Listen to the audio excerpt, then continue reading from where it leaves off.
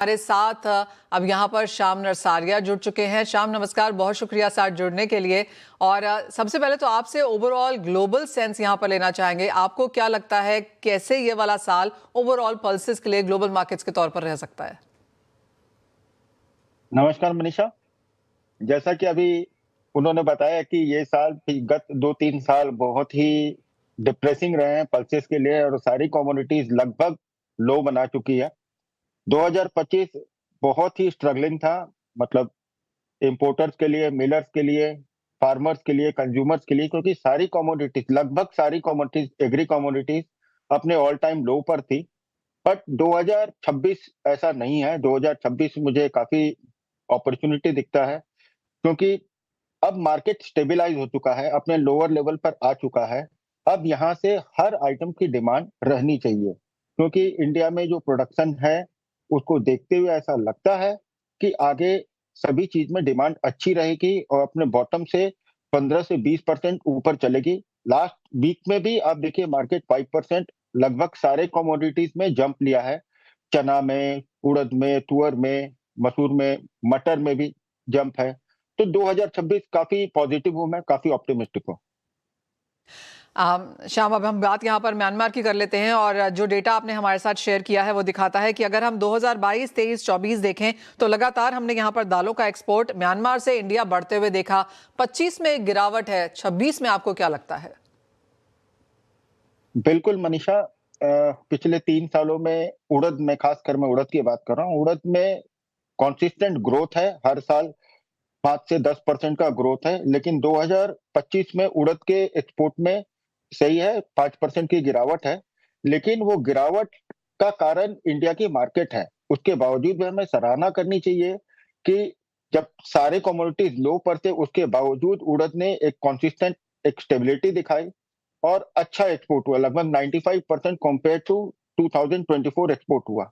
जबकि आप तुअर में देखें तो तुअर में हर साल 10 से 15% की ग्रोथ हो रही है, जो कि एक बहुत पॉजिटिव साइन है। 2026 में मैं देखता हूं कि हर कमोडिटी, जैसा मैंने पहले भी बताया कि इंडिया में शॉर्टेज है, उड़द की काफी शॉर्टेज है। इंडिया में साल में उड़द की खपत करीब करीब 28 लाख टन है और इस बार इंडिया में प्रोडक्शन 12 से 15 लाख टन ही रहने की उम्मीद है।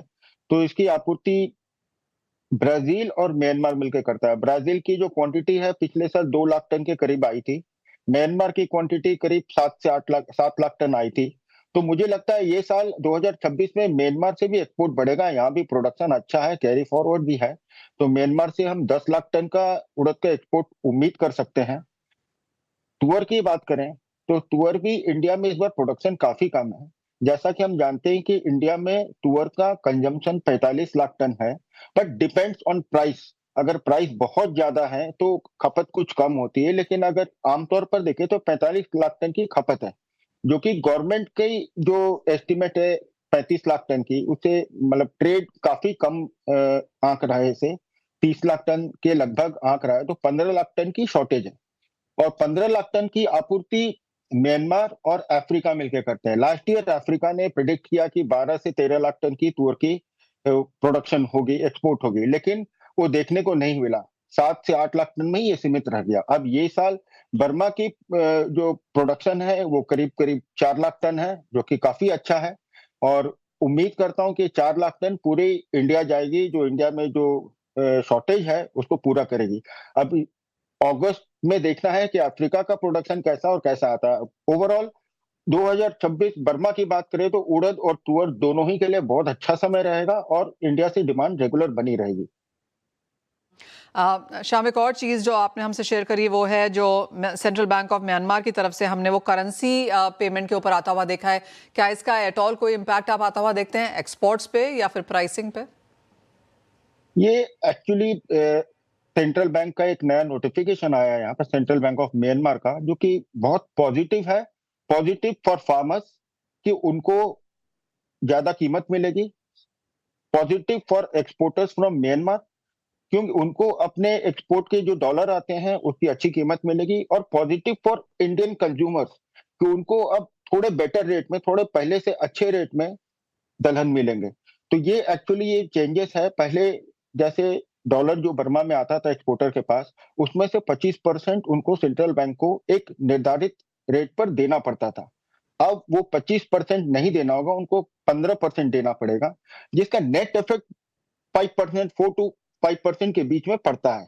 तो सीधे तौर पे मान सकते हैं कि 4.5 से 5% का चेंजेस आया है इसमें, जो कि एक पॉजिटिव है, गवर्नमेंट के साइड से भी पॉजिटिव है और एक्सपोर्ट फैटर्निटी के हिसाब से भी पॉजिटिव है। हम इस फैसले का स्वागत करते हैं।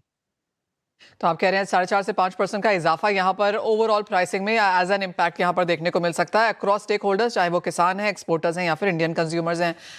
एक फाइनल चीज़ यहाँ पर श्याम, ओवरऑल आगे जाता हुआ 2026 आप कैसा देखते हैं? क्योंकि इंडिया में माना जा रहा है कि इस बार मानसून बिलो नॉर्मल रह सकता है।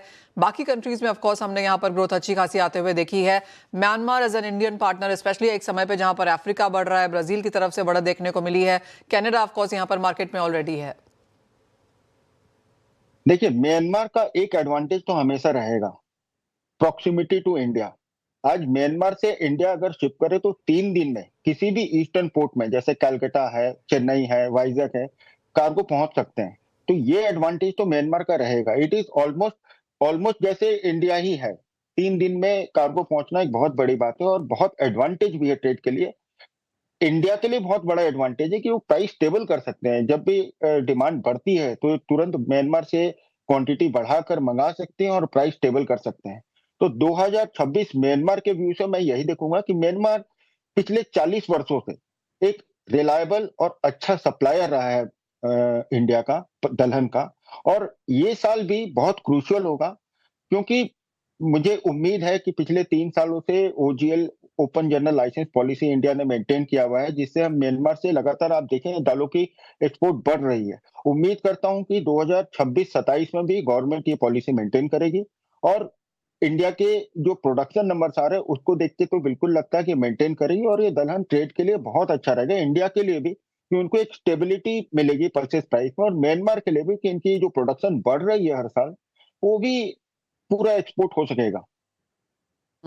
तो काफी सारे पॉजिटिव्स हैं 2026 में यहाँ पर आके, चाहे वो डिमांड को लेकर है, एक्सपोर्ट नंबर्स को लेकर है, और जिस तरह का लेटेस्ट यहाँ पर हमने नोटिफिकेशन म्यांमार गवर्नमेंट की तरफ से आता हुआ भी देखा है। श्याम, एज ऑलवेज बहुत शुक्रिया साथ जुड़ने के लिए और बहुत डिटेल में वो हमें समझाने के लिए भी कि क्या मायने